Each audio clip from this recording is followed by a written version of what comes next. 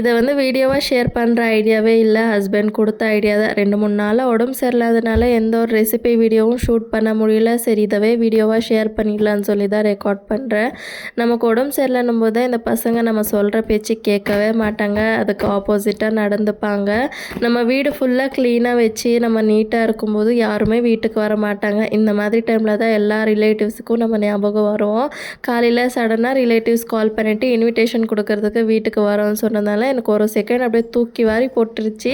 சரின்னு சொல்லிட்டு ஹால் மட்டும் க்ளீன் பண்ணி வச்சுட்டேன். அவங்க கிச்சனு பக்கம் வந்திருந்தாங்க, அப்படியே ஓடி போயிருப்பாங்கன்னு நினைக்கிறேன். அவ்வளோ மோசமாக இருந்துச்சு கிச்சனு. ஹஸ்பண்டுக்கும் ஒர்க் அதிகமாக இருந்ததுனால அவங்களாலையும் எனக்கு ஹெல்ப் பண்ண முடியல. இன்றைக்கி எப்படியாச்சும் இந்த ஃபுல் வீடியோவும் க்ளீன் பண்ணி முடிக்கணும். பிகாஸ் நாளைக்கு அம்மா வீட்டுக்கு போகிறோம். அம்மா வீட்டுக்கு போகிறோன்னா போதும், அந்த எனர்ஜி எங்கேருந்தே வருதுன்னு தெரியல. எல்லா வேலையும் கடகடன்னு செஞ்சு முடிச்சிடலாம் உடம்பு சரியில்லைன்னா. நீங்களும் இப்படி தானான்னு கமெண்ட் பண்ணுங்கள். பாய்.